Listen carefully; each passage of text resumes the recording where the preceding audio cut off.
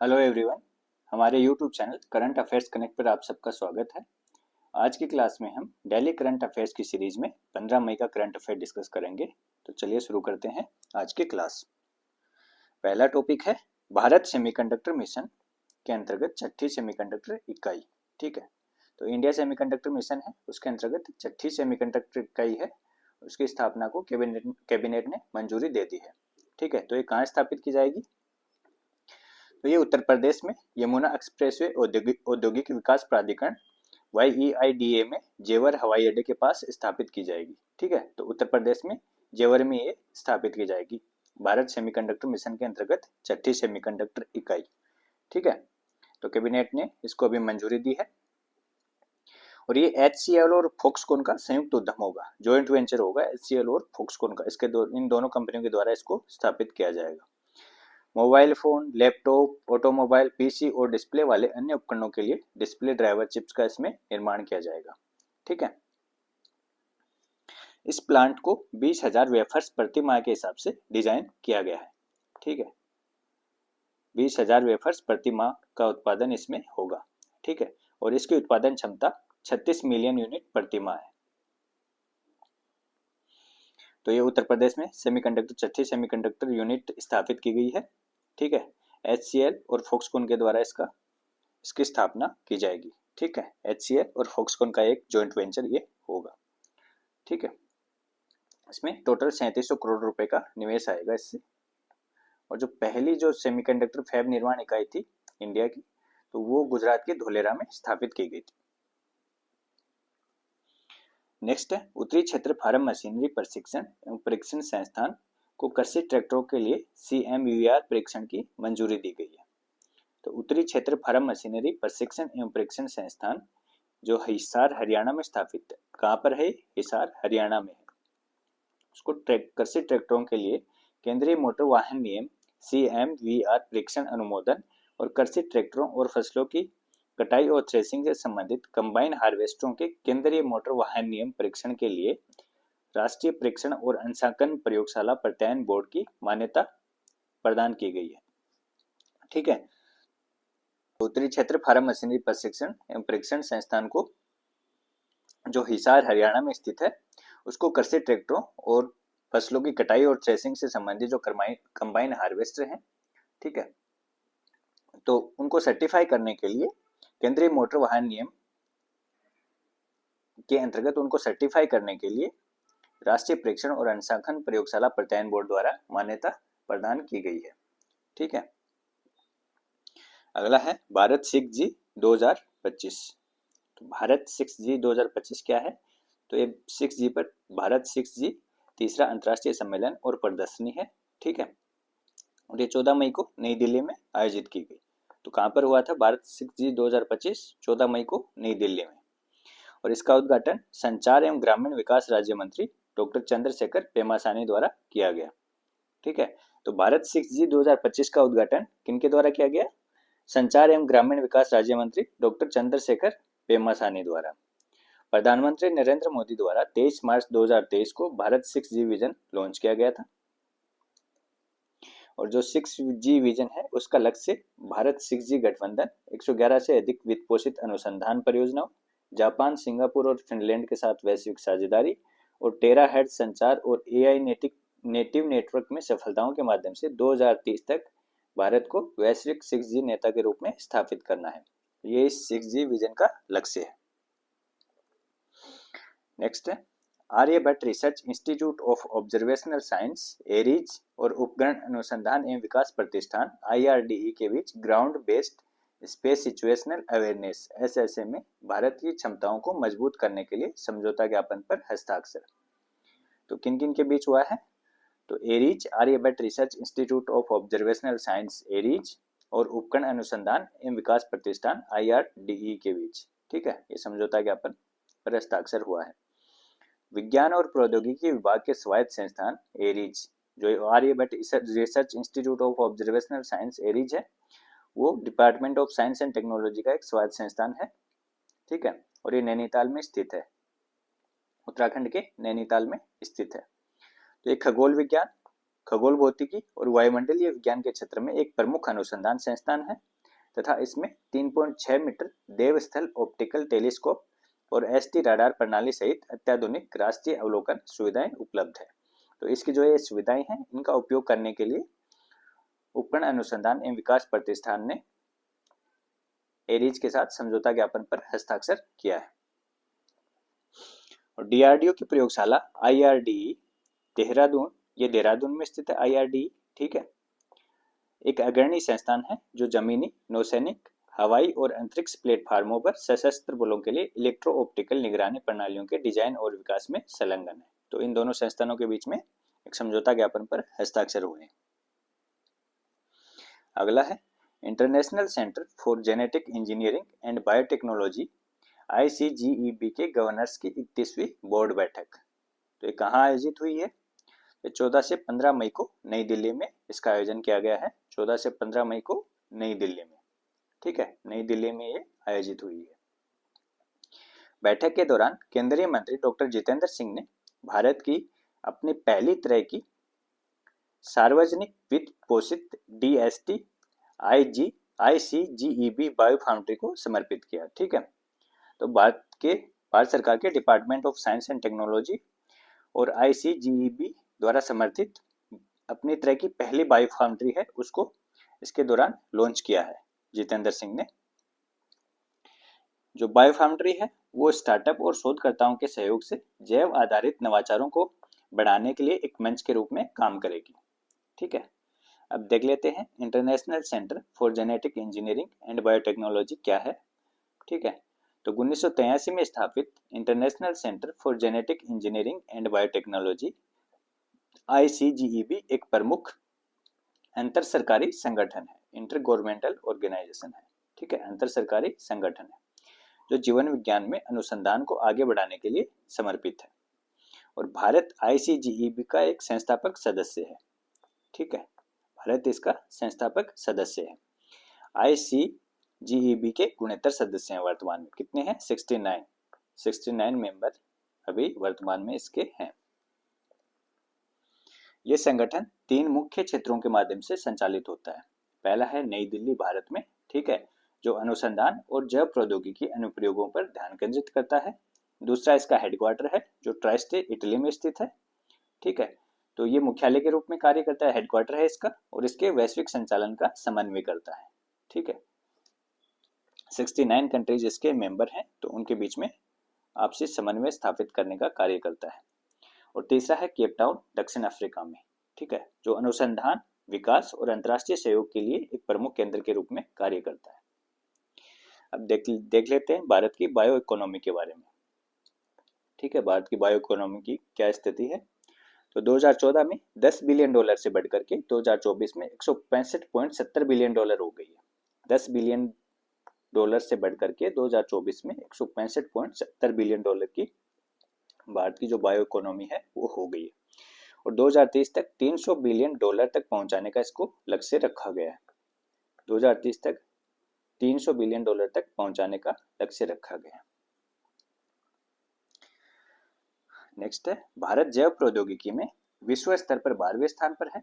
Biotechnology में भारत वैश्विक स्तर पर 12वें स्थान पर है और एशिया पैसिफिक क्षेत्र में तीसरे स्थान पर है, ठीक है। एशिया पैसिफिक में तीसरे स्थान पर है और वैश्विक स्तर पर 12वें स्थान पर है, ठीक है। और भारत विश्व का सबसे बड़ा वैक्सीन उत्पादक है, सबसे बड़ा वैक्सीन उत्पादक है पूरे देश में, पूरे विश्व में भारत। वैश्विक स्तर पर तीसरा सबसे बड़ा स्टार्टअप इकोसिस्टम भारत में है, ठीक है। तो संपूर्ण विश्व में तीसरा सबसे बड़ा स्टार्टअप इकोसिस्टम है वो भी भारत में है। बायोटेक स्टार्टअप में तेजी से वृद्धि हो रही है भारत में, जो 2014 में सिर्फ 50 थे और अब 2024 में 10,000 से अधिक है, ठीक है। तो 50 से 2014 में 50 से 10,000 से ज्यादा हो गए हैं, 2024 में बढ़कर 10,000 से ज्यादा हो गए। नेक्स्ट है समावेशी भारत शिखर सम्मेलन। तो इसका आयोजन कहाँ किया जा रहा है? तो 15 मई 2025 को वैश्विक सुगम्यता जागरूकता दिवस GAAD के अवसर पर इंडिया इंटरनेशनल सेंटर नई दिल्ली में हाइब्रिड मोड में ये आयोजित किया जाएगा। 15 मई को नई दिल्ली में आयोजित किया जाएगा हाइब्रिड मोड में। केंद्रीय सामाजिक न्याय एवं अधिकारिता मंत्रालय के अंतर्गत दिव्यांग जन सशक्तिकरण विभाग द्वारा SBI फाउंडेशन और national association for the blind नई दिल्ली के साथ साझेदारी में इसका आयोजन किया जा रहा है। तो केंद्रीय सामाजिक न्याय एवं अधिकारिता मंत्रालय है, उसके अंतर्गत दिव्यांग जन सशक्तिकरण विभाग है, तो उसके द्वारा SBI फाउंडेशन और national association for the blind के सहयोग से इसका आयोजन किया जा रहा है। समावेशी भारत शिखर सम्मेलन 15 मई को नई दिल्ली में। नेक्स्ट है डॉक्टर अजय कुमार संघ लोक सेवा आयोग के अध्यक्ष नियुक्त किए गए हैं। यूपीएससी का चेयरमैन बनाया गया है डॉक्टर अजय कुमार, ठीक है, तो इनको यूपीएससी का भी चेयरमैन बनाया गया है। राष्ट्रपति द्रौपदी मुर्मू ने डॉक्टर अजय कुमार को संघ लोक सेवा आयोग का अध्यक्ष नियुक्त किया है, यूपीएससी का चेयरमैन नियुक्त किया है। कार्मिक एवं प्रशिक्षण विभाग द्वारा जारी आदेश के अनुसार डॉक्टर कुमार का कार्यकाल उस दिन से शुरू होगा जिस दिन वे यूपीएससी के अध्यक्ष का पदभार संभालेंगे, ठीक है। और यूपीएससी के चेयरमैन का कार्यकाल कितना होता है? 6 वर्ष या 65 वर्ष की आयु तक, ठीक है। तो ये यूपीएससी चेयरमैन का कार्यकाल होता है और इनका कार्यकाल स्टार्ट उस दिन से होगा जिस दिन ये ज्वाइन करेंगे। तो डॉक्टर अजय कुमार को यूपीएससी का चेयरमैन नियुक्त किया गया है, ठीक है। और जो डॉक्टर अजय कुमार हैं वो 1985 बैच के भारतीय प्रशासनिक सेवा के सेवानिवृत्त अधिकारी हैं। ये अगस्त 2019 से अक्टूबर 2022 तक रक्षा सचिव भी थे, ठीक है। रक्षा सचिव के रूप में इन्होंने कार्य किया है, डिफेंस सेक्रेटरी थे और ये प्रीति सूदन का स्थान लेंगे। अभी जो चेयरमैन थी प्रीति सूदन, तो उनकी जगह पर इनको नियुक्त किया गया है। भारतीय संविधान के अनुच्छेद 315 में संघ के लिए एक संघ लोक सेवा आयोग और प्रत्येक राज्य के लिए एक लोक सेवा आयोग की स्थापना का प्रावधान किया गया है। तो यूपीएससी है वो एक कॉन्स्टिट्यूशनल बॉडी है, संवैधानिक संस्था है, ठीक है। और संविधान के अनुच्छेद 315 में इसका उल्लेख किया गया है। अनुच्छेद 316 में सदस्यों की नियुक्ति और पदावधि से संबंधित प्रावधान है। तो डॉक्टर अजय कुमार की जो नियुक्ति है वो अनुच्छेद 316 के अंतर्गत की गई है। तो जो संघ लोक सेवा आयोग है उसके सदस्य और उसके जो चेयरमैन अध्यक्ष हैं उसकी नियुक्ति राष्ट्रपति द्वारा की जाती है और जो राज्य लोक सेवा आयोग है उनके सदस्य और अध्यक्ष की नियुक्ति राज्यपाल द्वारा की जाती है और संघ वाले की राष्ट्रपति द्वारा, संघ लोक सेवा आयोग की, ठीक है। यूपीएससी अध्यक्ष का कार्यकाल 6 वर्ष या 65 वर्ष की आयु तक जो भी पहले होता है। तो ये थे डॉक्टर अजय कुमार, इनको यूपीएससी का चेयरमैन नियुक्त किया गया है। अगला है राष्ट्रीय सुरक्षा से संबंधित मोदी सिद्धांत के 3 स्तंभ। मोदी जी ने एक नया डॉक्ट्रिन दिया है, ठीक है, नेशनल सिक्योरिटी से संबंधित। तो उसके 3 स्तंभ कौन कौन से हैं? तो अब भारत 3 सिद्धांतों पर निर्णय लेगा। राष्ट्रीय सुरक्षा से संबंधित भारत 3 सिद्धांतों पर निर्णय लेगा। जो भी डिसीजन होगा वो इन 3 सिद्धांतों पर लिया जाएगा। पहला है, अगर भारत पर कोई आतंकवादी हमला होता है तो जवाब अपनी शर्तों पर दिया जाएगा। दूसरा, भारत किसी भी तरह के परमाणु ब्लैकमेल को बर्दाश्त नहीं करेगा। और तीसरा है, भारत अब आतंकवादी सरगनाओं और उन्हें शरण देने वाली सरकारों के बीच में अंतर नहीं करेगा, ठीक है। अगर कोई देश आतंकवाद को शरण देता है, आतंकवादियों को शरण देता है, तो जो आतंकवादी हैं और वो जो वहां की सरकार है उनको एक ही समझा जाएगा। नेक्स्ट है सरस्वती पुष्करालु कुंभ। तो सरस्वती पुष्करालु कुंभ है, इसका आयोजन कहाँ किया जा रहा है? 15 से 26 मई तक तेलंगाना के मंदिरों के शहर कालेश्वरम में। तेलंगाना का मंदिरों का शहर है कालेश्वरम, वहाँ पर 15 से 26 मई तक 12 दिवसीय प्रोग्राम है, कार्यक्रम है। तो ये कालेश्वरम में आयोजित किया जा रहा है।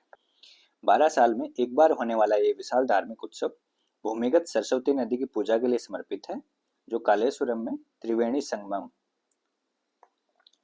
संगमम नामक संगम बिंदु पर गोदावरी और प्राणहिता के साथ मिलती है, ठीक है।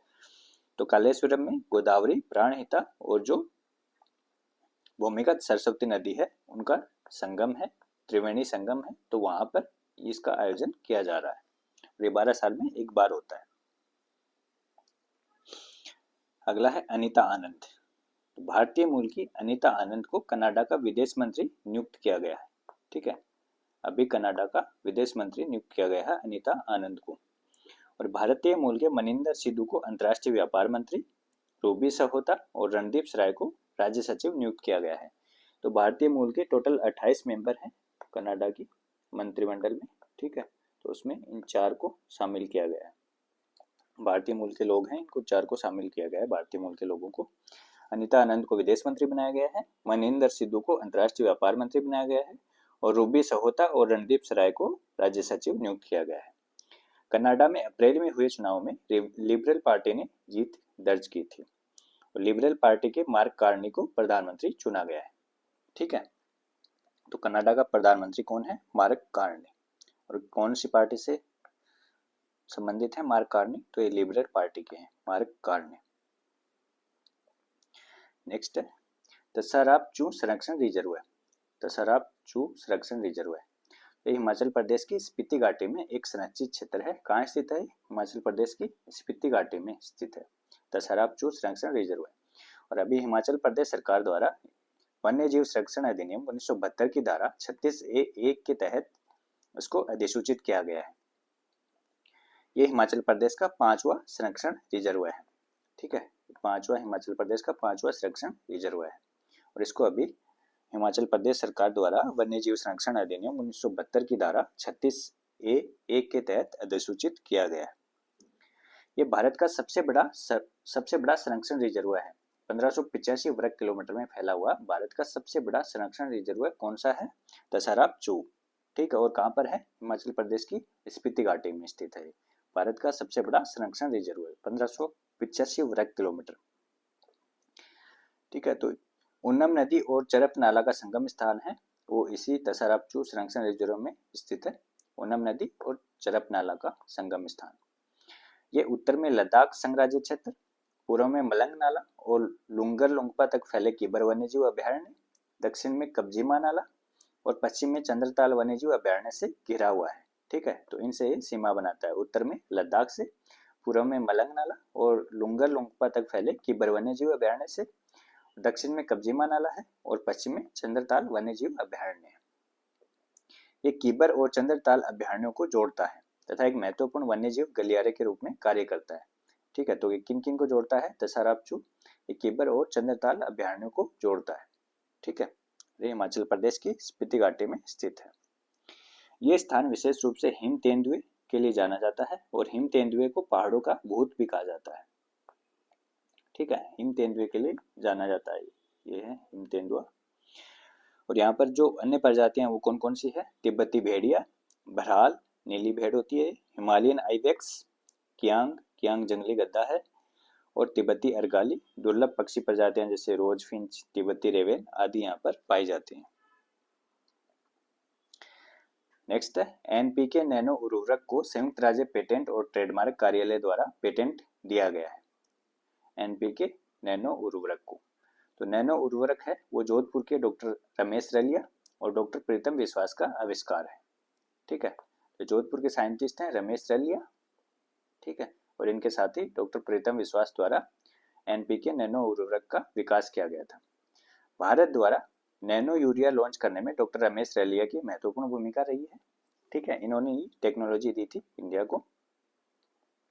ठीक है, तो भारत नैनो यूरिया लॉन्च करने वाला विश्व का पहला देश है और विश्व का पहला नैनो यूरिया उत्पादन संयंत्र है वो कहाँ स्थापित किया गया था? Nano biotechnology research centre Kalol Gujarat में। तो डॉक्टर रमेश रेलिया की तकनीक है जिस पर भारत ने नैनो यूरिया बनाया है और अभी उनकी एनपीके नैनो उर्वरक तकनीक है जो उसको अमेरिका के पेटेंट और ट्रेडमार्क कार्यालय द्वारा पेटेंट प्रदान किया गया है। नेक्स्ट है 6th फाजा दुबई पैरा बैडमिंटन इंटरनेशनल 2025। इसका आयोजन दुबई में हुआ है। ठीक है, 6th फाजा Dubai para badminton international 2025। Bharat ने टोटल 20 पदक इसमें जीते हैं। 1 स्वर्ण पदक जीता है, 5 रजत पदक जीते हैं और 14 कांस्य पदक, 1 गोल्ड, 5 सिल्वर और 14 ब्रोंज, टोटल 20 जीते हैं। ठीक है, और शिवराजन सोलाईमलाई और सुदर्शन श्रवण कुमार मुथुसामी ने चैंपियनशिप में एकमात्र स्वर्ण पदक जीता है। उनकी कैटेगरी कौन सी है? पुरुष युगल SH6। ठीक है, तो पुरुष युगल SH6 श्रेणी में शिवराजन सोलाईमलाई और सुदर्शन श्रवण कुमार मुथुसामी ने गोल्ड जीता है और राजस्थान के कृष्णा नागर ने SH6 कैटेगरी में कांस्य पदक जीता है और ये टोक्यो में पैरालंपिक स्वर्ण पदक विजेता भी है। टोक्यो पैरालंपिक में भी इन्होंने गोल्ड जीता था। अगला है प्रिंस गोस्वामी। प्रिंस गोस्वामी, तो प्रिंस गोस्वामी ने एशिया पैसिफिक स्प्रिंट कप 2025 में, एशिया पैसिफिक स्प्रिंट कप 2025 में C1 1000 मीटर और C1 500 मीटर में 2 स्वर्ण पदक जीते हैं। दोनों में गोल्ड जीता है इन्होंने, ठीक है। और ये एशिया पैसिफिक स्प्रिंट कप है एशिया पैसिफिक स्प्रिंट कप। ये 9 से 11 मई तक जापान के कोमात्सु शहर में लेक किबा में आयोजित किया गया था, ठीक है। तो इसमें प्रिंस गोस्वामी ने C1 1000 मीटर और C1 500 मीटर में दोनों में गोल्ड जीता है। तो ये थी आज की क्लास। अगर आपको क्लास पसंद आई हो तो शेयर, सब्सक्राइब और लाइक ज़रूर कीजिएगा। मिलते हैं अगली क्लास में।